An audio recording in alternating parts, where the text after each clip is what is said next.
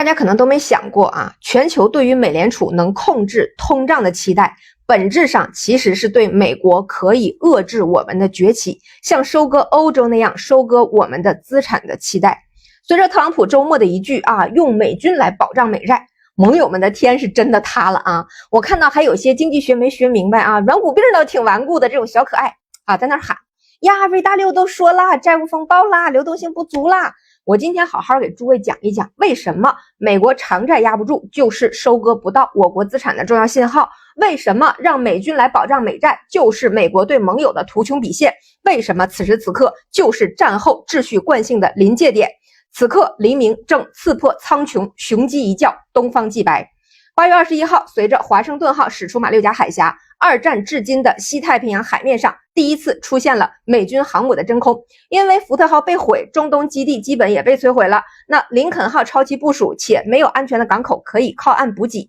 美国又造不出来新船，那就只能把常驻西太的华盛顿号开到中东去支援。最有趣的是，与此同时，地中海上也迎来了历史上首次没有俄军舰存在的时刻。这不是偶然的军事调动，这是最实在的地缘力量的同时真空。80多年前真刀真枪打下来的阵地，会不会因为偶然导致的旗子不够了，暂时放弃在阵地上的统治力？大家现在看到的实际上是一个靠实力来建立，靠制度来扩张，最后靠惯性向前滑行的霸权体系，已经达到了它的物理极值，再往前推力已经没有了，剩下的只有霸权带来的反噬和自限。这不是我的预判，这是历史上霸权难以摆脱的周期宿命。从荷兰到英国再到美国，都是地缘政治先登顶，随后金融加冕，而金融加冕之时，就是后发的新王制造业的能力开始反超之日，而前任霸主一旦地缘控制力退坡，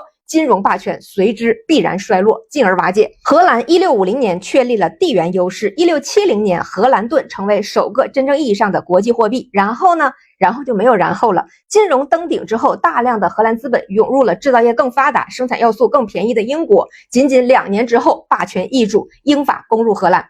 英国呢，1840年完成了工业革命，在1880年前后，英镑成为了全球货币。金融加冕的同一时刻，美国的制造业产值实现了反超。1894年，美国的工业产值正式跃居世界第一。1929年，美国的工业产值占全球的 42%， 达到了峰值。那后面的故事大家就都知道了，美国的过剩导致了2933大萧条。现在欧洲反复唱的什么过剩会导致衰退，有风险，这个戏码就是从这儿来的啊。所以我们的仲裁文在23号才强硬的回击，中国是世界经济发展的巨大推动力和贡献者，就是这一盘那继续说，美国是在1945年二战胜利后取得了相应的地缘的主导力，英镑则在二战之中因为流动性不足而给了美元与之并立的机会。但美国金融登顶却不是布雷顿森林体系，而是在1979年保罗沃尔克上任之后，那句著名的名言美元是我们的货币，但是是你们的问题。真正宣告的是，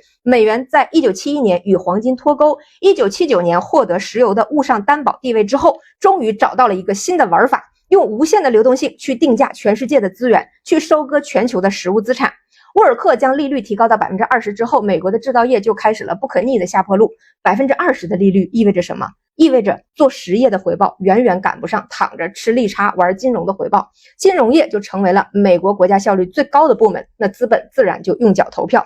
金融登顶之日就是制造业死亡之时，这个魔咒荷兰没躲过，英国没躲过，美国同样心知肚明，所以他才会把金融登顶的时刻一拖再拖，产业登顶之后憋了快100年，才让美元彻底飞升。不是美国突然糊涂了，而是他们后来真的相信美国可以足够例外，找到新的魔法。那要理解这个魔法，就要给大家讲清楚3个率，也是美元体系里最基础的3个价格：短期利率、长期利率和美元汇率。美联储只能决定短期的利率长期的利率呢是全球资本交易出来的。跟长期利率最相关的是美国的通胀水平，也就是 CPI。如果市场觉得美国会持续的通胀，那美元就会贬值，我把钱借给你就需要更高的利息作为补偿。所以美联储反复强调通胀这个不是他出于民生物价的考虑，而是全球资金会不会放弃美债的这个考虑。如果市场觉得美国的通胀压不住，美元会越来越泛滥，那谁也不愿意长期持有美债呀。那收益率就会一路的走高，像现在这样。所以美联储天天喊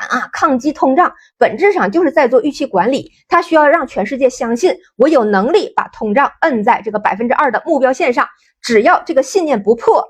美联储就可以控制长端的利率，它就不会失控。那美国政府呢就能以低的成本借新还旧嘛。每年10月份是美国财政部集中拍卖下一年度国债的窗口期，所以你会发现一个很规律的现象，每年8、9月份联储的这个官员们就会集体出来放鹰溜鹰，措辞一个比一个强硬不是他们突然想加息了，是债主们要来了，得先把场面撑住，这个债才卖得上价。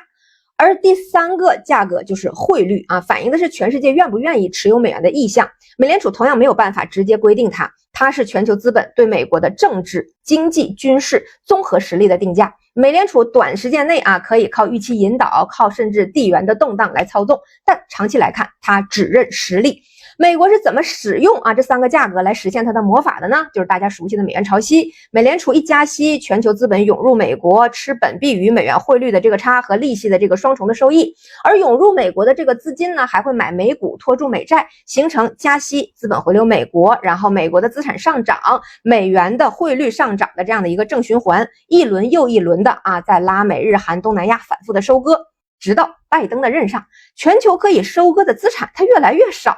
于是终于忍不住对盟友欧洲下了手，一边加息收紧流动性，一边在欧洲、中东制造动荡，驱赶避险资金回美国接盘。这本身反映的信号就是纯靠加息能回流美国的资金已经很有限了，利诱到了极限，那就得上威逼了。那现在此刻为什么以上的这个预期管理它都不顶用呢？加上贝森特的那个小纸条和买国债怎么都不好使了呢？有分析说那因为国债40万亿了呀，大家不相信美国的偿债能力了。这其实只是表层，